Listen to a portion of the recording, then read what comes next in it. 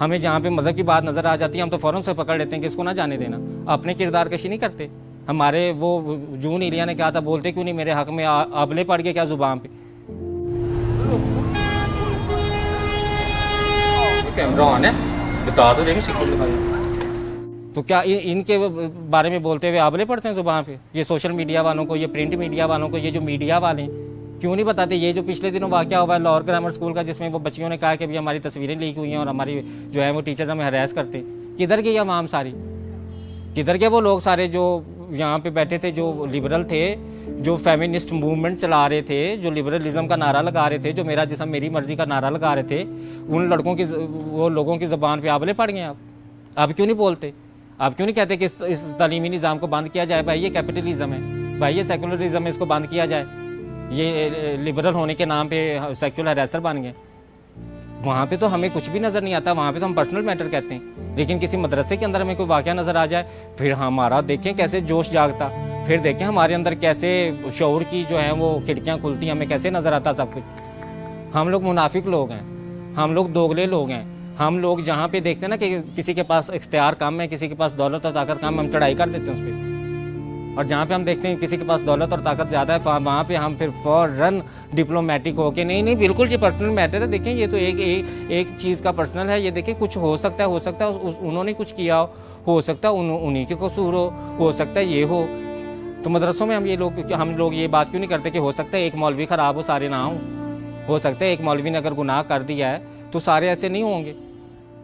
उस्ताद जो रूहानी बाप रूह की तजलील कर रहा हो, जो तस्वीरें सेंड कर रहा हो, उस्ताद आप रूह नहीं कांपती ये बात सुन के कि उस्ताद अपने तालिब इल्म की नंगी तस्वीरें लगा रहा है। हमारे रब ने, हमारे अल्लाह ताला ने जो हमारे नबी पाक सल्लल्लाहु अलैहि वसल्लम पे पहली वही भेजी, वो कौन सी थी?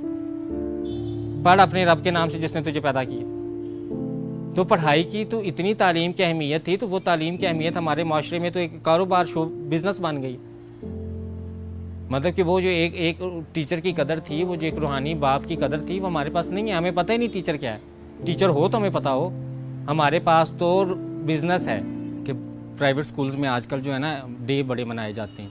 आज हम जो है वो टूरिज़म डे है, आज फलाना डे है, आज फलाना डे। क्या कि अगर तो रोज़ पढ़ाएंगे तो माँ बाप से पैसा कैसे खींचेंगे? वो चीज़ जो होनी चाहिए बिजनेस, वो कहाँ से आएगा? फिर उन्होंने ये बहाने रखे हुए, फिर ऐसे दिन मना के ना तो वो माँ बाप से जितना वसूल कर सकते हैं वो करते हैं। मतलब कि मुझे तो लगता है कि कल कलाम कोई ऐसा वक्त भी आ जाएगा कि स्कूल वाले कहेंगे कि आपके बच्चे की जो है ना साइकोलॉजिकल हेल्थ और मेंटल हेल्थ के लिए आप जदाद का आधा हिस्सा भी हमारे स्कूल में रखवा दें, ताकि बच्चा जो है ना वो मेंटली रिलैक्स रहे, उसे पता हो कि मेरे पास फ्यूचर सिक्योरिटी है। सारी बात ऐसे तो नहीं ना कहेंगे कि हमें आधा हिस्सा जदाद में से दे दो। उसके लिए भी एक बहुत बड़ी फिल्म बनाएंगे। उस फिल्म के अंदर फिर उन्होंने मुख्तलिफ फैंसी लफ्ज़ इस्तेमाल करेंगे। बहुत ज़्यादा ज़रूरत है साइको सोशल काउंसलिंग की आपके बच्चे को, और उसकी फ्यूचर सिक्योरिटी बहुत ज़रूरी है। आप तो जानते हैं ना, तो आप ऐसा करें अपनी जदाद के कागजात भी हमारे स्कूल में रखवा दें। अभी उनका बस नहीं चलता, वो शुरू तो यहाँ से भी वो ये भी छोड़े ना। ये तालीम कौन सी है भाई? ये वो वाली तालीम है जो हमारे नबी पाक सल्लल्लाहु अलैहि वसल्लम ने कहा था कि इल्म हासिल करो चाहे चीन भी जाना पड़े। चीन में ये वाली दिन बनाने सीखने जाना था कि मड डे कौन सा और पर्पल डे कौन सा और ब्लू डे कौन सा और फलाना डे कौन सा। ये वाला वो इल्म नहीं था।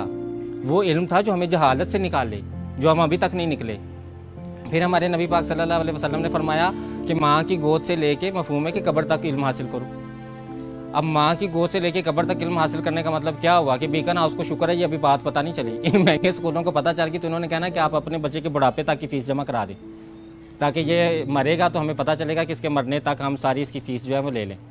इसकी ज़िंदगी में जो कमाएगा उसका शेयर भी हमें दे दें। ये तो अभी इन्हें पता नहीं है कि हमारे इस्लाम में तो कब्र तक इल्म हासिल करने को कहा गया। वही इन्हें आज ये पता चल जाए तो ये देखना कल ही ये कोई प्रपोजल निकालते, माँ बाप पेरेंट टीचर मीटिंग बुलाएंगे और उसमें कहेंगे कि भाई आपके बच्चे को मरने तक हम तालीम देना चाहते हैं। ये तो आप 16 सालों के बाद तो फिर हमारा बिजनेस बंद हो जाएगा, आपका बच्चा निकल जाएगा, फिर हम फीस कहाँ से माटेंगे? तो वो ये वाला इल्म नहीं था। हमें सोचना चाहिए हमारे नबी पाक सल्लल्लाहु अलैहि वसल्लम ने कौन सा इल्म हमें कहा था कि जाके हासिल करो। वो आपको वाक़या तो याद ही होगा कि जब फतह मक्का के मौके पे जो कैदी गुलाम थे उनको कहा गया कि आप 10-10 लोगों को पढ़ाएं और आपको रिहा कर दिया जाएगा। आज़ादी की कीमत तालीम के साथ जोड़ दी। मतलब कि आपको ये तो नहीं कहा गया कि आप इतना ज़्यादा माले गनीमत जितना भी है वो उस्तादों को दे दें। उस वक्त ये स्कूल उस वक्त के खुले होते ना, तो इन्होंने कहना था कि जी ये माले गनीमत जितना भी है ना, ये बच्चों की सोशल सिक्योरिटी के लिए हमें दे दें, ये हम अपने पास रख लेते हैं, बच्चों का माला तालीम देने। इन्होंने फिर भी माले गनीमत ले लेना था, तालीम नहीं देनी थी। अब मुझे समझ नहीं आती कि एक तो माँ बाप बेचारों ने जान तोड़ के, जान मार के, फाके करके, पैसे इकट्ठे करके बच्चे को स्कूल में दाखिल करा दिया। 10 साल मैट्रिक तक वो इंतज़ार कर रहे हैं कि ये कोई 20 दिन तो एक हफ्ते में मनाता है, पता नहीं किस किस चीज़ के ये दिन मनाता है। तो ये तो पता नहीं 10वीं के बाद निकलेगा तो ये क्या अफलातून चीज़ बन के निकलेगा। तो वो तो अफलातून बन के नहीं निकलता, वो तो या रेपिस्ट बन के निकलता है, या वो सेक्सुअल हरेसर बन के निकलता है, या वो ड्रग एडिक्टेड बन के निकलता है।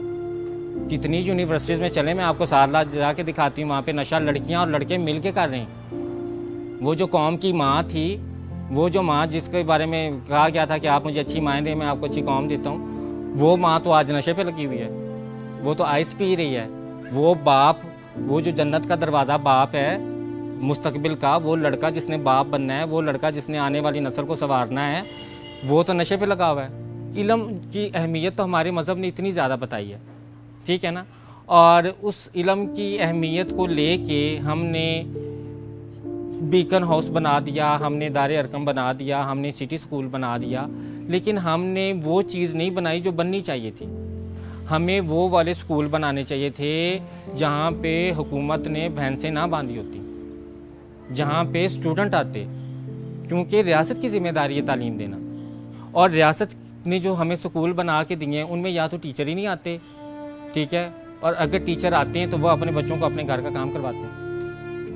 आपको किसी गांव में तो नहीं ना वो सिटी स्कूल, सिटी ग्रामर और दारे अरकम और बीकन हाउस और फलानी कौन सा हाउस और कौन कौन से ये एलीटों के जो स्कूल हैं, ये आपको गांव कस्बे में तो नज़र नहीं आएंगे। गांव कस्बे में आपको सरकारी टीचर नज़र आएगा। सरकारी टीचर का इमेज क्या है मुझे बताएं आप। एक रूहानी बाप गांव में भी बैठा हुआ है ना, हमारा जो एक कस्बे है इतने ज़्यादा, वहाँ पे भी एक रूहानी बाप बैठा है जिसकी हम बात नहीं करते। हमने वो जहाँ पे रूहानी बाप ने हमें सबक सिखाना था, जहाँ पे हमें तालीम देनी थी, वहाँ तो हुकूमत की उन स्कूलों में भैंसें बंधी हुई हैं। चलें सिंध में लेके जाऊँ आपको, जहाँ पे भुट्टो जिंदा है अभी तक, वहाँ पे भैंसें उन्होंने बांधी हुई हैं। तो हमारे पास तो रियासत की तो दिलचस्पी है ही नहीं तालीम में। आप अगर ये कहना कि ये रियासत की जिम्मेदारी है, बेशक ये रियासत की जिम्मेदारी है, लेकिन रियासत की दिलचस्पी नहीं है इसमें। रियासत की दिलचस्पी आपको नज़र बजट देख के नज़र आ जाएगी। आप तालीमी बजट देखें, आपको नज़र आ जाएगा कि कितना तालीम को ज़रूरी समझती है हमारी रियासत इंसानों की। और जब हमारे पास तालीम ही नहीं है तो हमारे पास कोई ज़िंदगी का मकसद नहीं है। और जब हमारे पास कोई ज़िंदगी का मकसद नहीं है तो फिर यही होना है जो सोसाइटी में हो रहा है।